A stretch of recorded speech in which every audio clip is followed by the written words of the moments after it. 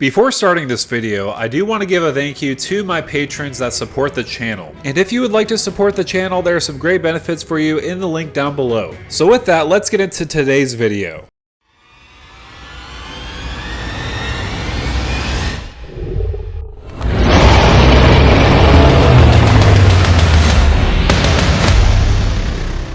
What's going on YouTube? This is Devin coming back at you with another video today on PubStomp MTG. So with this video, I'm going to go over the Planeswalker Party pre-constructed deck for the Commander Masters product. So what I do like about this deck is the fact that we do have another option for Planeswalker Party decks instead of just Atraxa being the commander of many choices. So with this video, I did want to discuss a couple things. I did want to talk about the game plan of the deck. I also did want to talk about new cards in the box as well as reprinted cards. And of course, I did want to show you some cards that you may want to consider adding to the deck.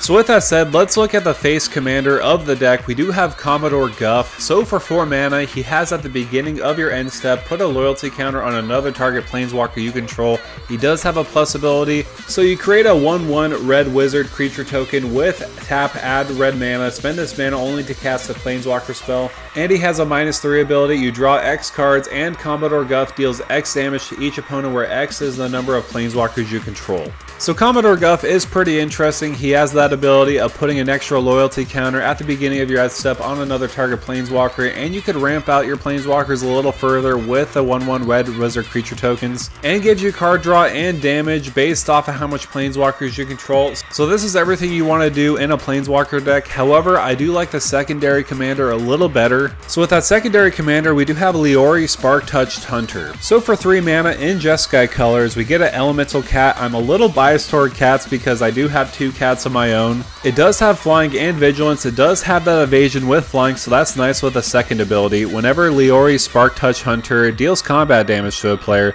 choose a planeswalker type until end of turn. Whenever you activate an ability of that planeswalker of that type, copy that ability, may choose new targets for the copies. So you're probably thinking to yourself, what does it mean by planeswalker type? So let's just say, for example, we have 2 different versions of Sarkhan on the battlefield. If you notice in that middle column, legendary planeswalker Sarkhan, that is a specific planeswalker type. So when you do deal combat damage with Leori, you could choose the planeswalker type of Sarkhan, then you'll double those abilities, whichever one you choose. So for me personally, that's why I decided to choose Leori as the commander of this deck that I'm going to be upgrading. So with that said, let's then talk about the game plan of the deck. So there's a lot of different avenues to talk about in this deck. Of course, we do have to focus on that planeswalker type because when we deal combat damage with Leori, we're going to get some extra triggers of our planeswalkers. So in this deck, I am going to add a little bit of an extra combat theme, mainly so that we can get as much combats as possible to double up our planeswalker abilities. So with that said, let's discuss some of the new cards that are in the Precon deck. There's a lot of fun ones and unique ones that are pretty interesting, especially towards planeswalkers. I will say I'm not a big fan of planeswalkers in EDH, but because of this commander, I am excited for the new cards that are in this set.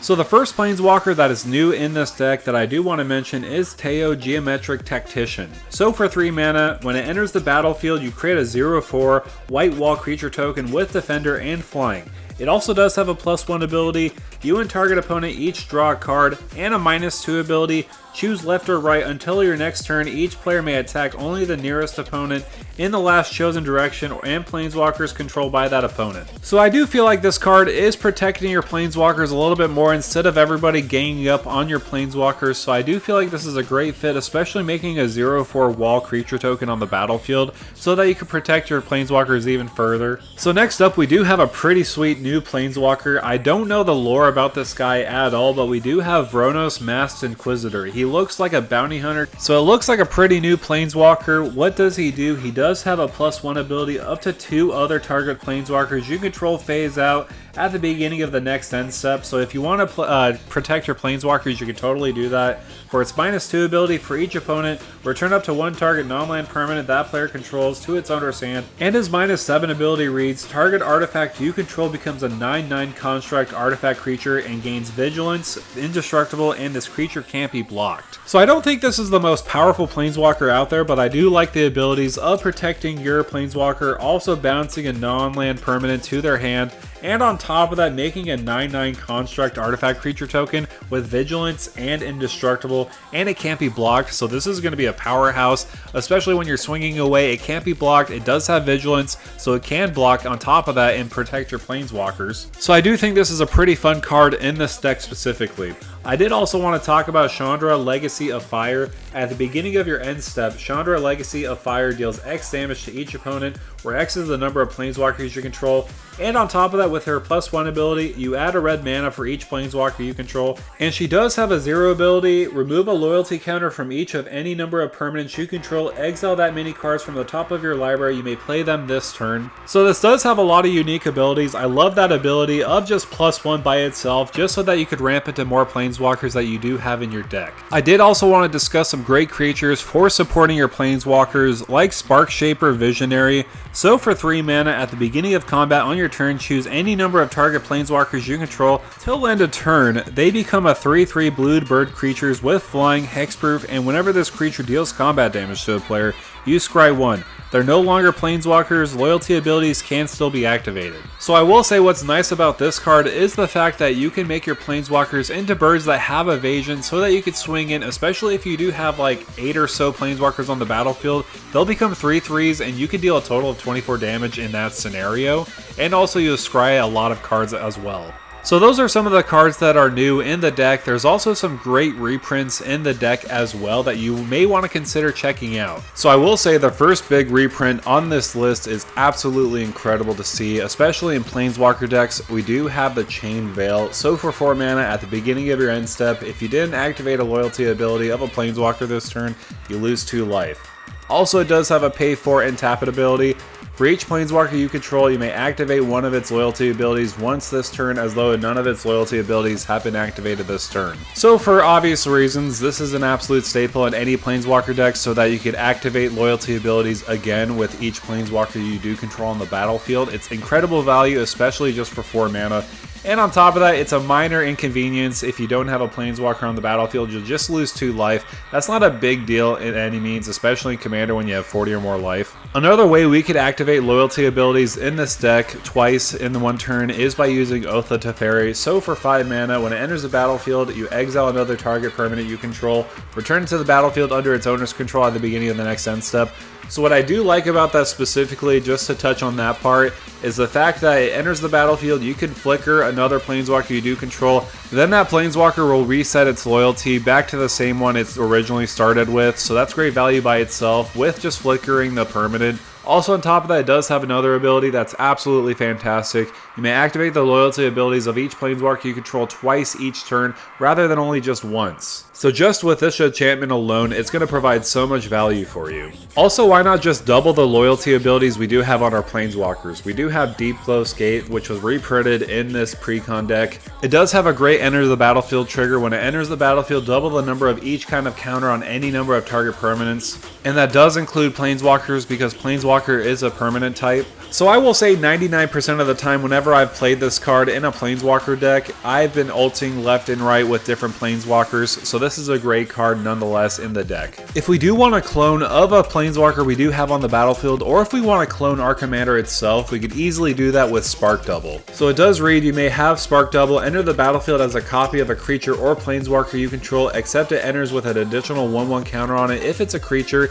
Also, if you do decide to copy a planeswalker, it does enter the battlefield with an additional loyalty as that planeswalker. Also, what's very nice about this card is the fact that it avoids the legendary rule. It becomes a non-legendary permanent on the battlefield. So this is a great card if you want an extra copy of your commander on the battlefield, or another planeswalker you do have on the battlefield as well. Speaking of planeswalkers, there's so much planeswalkers reprinted in the set. I did want to highlight a couple with Chandra, Awakened Inferno, and Chandra, Torch of Defiance. I will say I do like Chandra, Awakened Inferno a little better because it acts as a board wipe with this -3, and if you need to deal damage extra to a bigger creature, you can deal X damage to target creature or planeswalker. But to be honest, I don't even use her for those abilities specifically. I always just +2 her all the time because it has that ability. Each opponent gets an emblem at the beginning of your upkeep. This emblem deals 1 damage to you. So say for example, I had Chandra Awakened Inferno on the battlefield for 5 turns and I +2'd her each time. Our opponents will get 5 damage dealt to them each turn, and it's constant. It's an emblem, they can't get rid of it, so that's what's really fantastic about Chandra.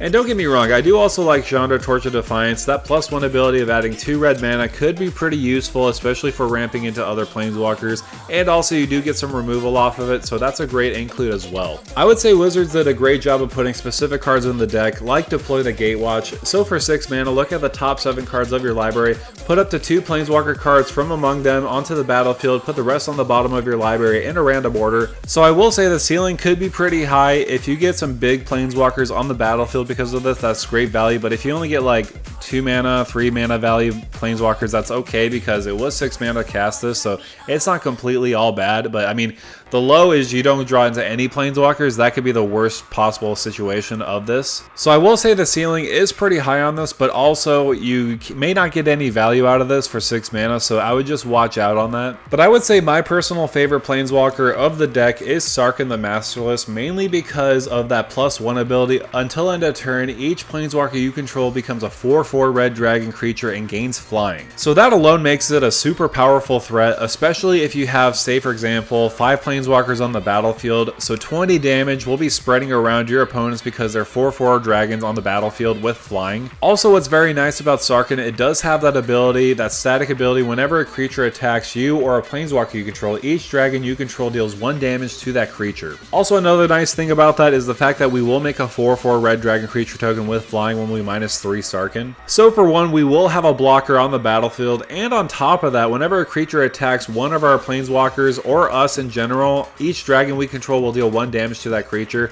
So if someone attacks with the Llanowar Elves, our dragon is going to deal 1 damage to that, killing it if they respond in attacking to one of our planeswalkers or us. So this planeswalker is a great deterrence from our opponents to attack us or our planeswalkers. So with the new cards that I discussed and also the reprints, I did want to discuss some of the cards that I would suggest adding in the deck just so that you could power up a little bit. So the first avenue I would like to discuss when upgrading this deck is talking about planeswalker support. Planeswalker support is a super essential. So for the first card I would like to discuss is Mila Crafty Companion, and on the backside Luca Wayward Bonder. So because this is a planeswalker deck, we're going to find more use out of Mila instead of Luca because Luca deals more with creatures. But I did want to add this for flavor reasons because I want to say Luca bonded with Leori or one of its species in the Ikoria set. So that alone may be interested in adding this card into the list, but Mila has a great ability. Whenever an opponent attacks one or more planeswalkers you control, put a loyalty counter on each planeswalker you control. And she has another ability, whenever a permanent you control becomes a target of a spell or an ability an opponent controls, you may draw a card. So this will provide great value getting extra loyalty counters if our opponents decide to attack one of our planeswalkers, and if they decide to target a permanent we control, we could draw a card too.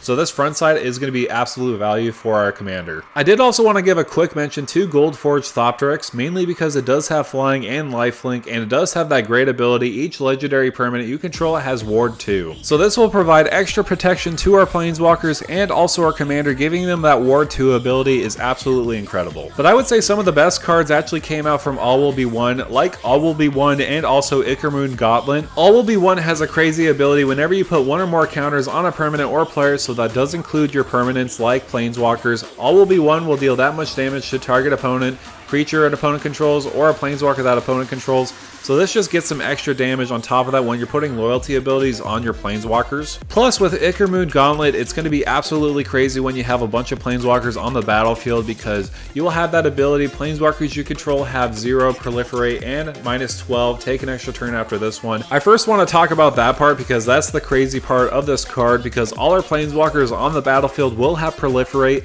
and if we proliferate enough, we can -12 them to get an extra turn. Also, what's nice about this ability is the fact that whenever you cast a non-creature spell, you choose a counter on a target permanent, put an additional counter of that type on that permanent. So this amps up your planeswalkers even more so that you can get that -12 to take an extra turn. We're going to be taking so much turns if we do have a lot of planeswalkers on the battlefield. Speaking of extra turns, we could take advantage of Leori Sparktouched Hunter's ability. Whenever it deals combat damage to a player, choose a planeswalker type. Until end of turn, whenever you activate ability of a planeswalker of that type, copy that ability, you may choose new targets for that copy. Since that is a combat trigger, we can take advantage of that by having some extra combat spells like Savage Beating that was just reprinted, also Fury of the Horde, and Seize the Day. So the reason why I find extra combats very viable in this deck is the fact that Leori has a combat trigger. Say for example, we do have 2 planeswalkers on the battlefield like Sarkhan and Narset. So you go in, swing some combat damage with Leori, and you choose Sarkhan as a planeswalker type to double the trigger. So with that, you can activate the ability of Sarkhan so that you can double up that trigger. Then after that, you can cast another combat spell so that when you deal combat damage with Leori again, you can choose another planeswalker type. Say for example, again, I have Sarkhan and Narset on the battlefield. I already activated Sarkhan, so then I could do Narset. I could choose Narset as a planeswalker type that I want to activate so that I could copy the trigger. So that's why I do feel like extra combats are a great viable situation where you could just get so much advantage of your planeswalkers doubling up their triggers. Another way you could get extra combats is actually by getting extra turns, because when you get extra turns, you'll get into another combat phase. Also, what's pretty nice about extra turns is you can activate the loyalty abilities of your planeswalkers again because it's a fresh new turn. So I do know that extra turn spells are pretty salt inducing, so I would beware, but cards like Nexus of Fate, Time Warp, and Karn's Temporal Sundering are pretty great overall just to get those extra turns so that you can get some extra combat damage in and also activate the loyalty abilities of your planeswalkers again. However, that's going to do it for me, guys. Thank you guys so much for coming by and watching this video on this new Precon product, the Planeswalker Party for the Commander Masters set. I will say this one surprised me out of the most. I knew I would like the Eldrazi Precon, and I knew I would like the Sliver Precon. I didn't know if I was going to like the Planeswalker Precon Party deck, but I would say I kind of convinced myself after making this video to kind of make Leori and see how it works. I do know that Planeswalker decks do have a stereotype where they take extra long turns because they're activating so many loyalty abilities of Planeswalkers. I do understand that, but we'll see how it kind of goes along. However, let me know down below in the comments which Commander Precon product are you most excited for, and which Commander do you feel like is the most powerful out of this specific Precon Commander? Do you feel like Commodore Guff is more powerful, or do you think Leori is more powerful? Let me know down below in the comments. Make sure to like, share, and subscribe to the channel. With that out of the way, thank you for stomping by.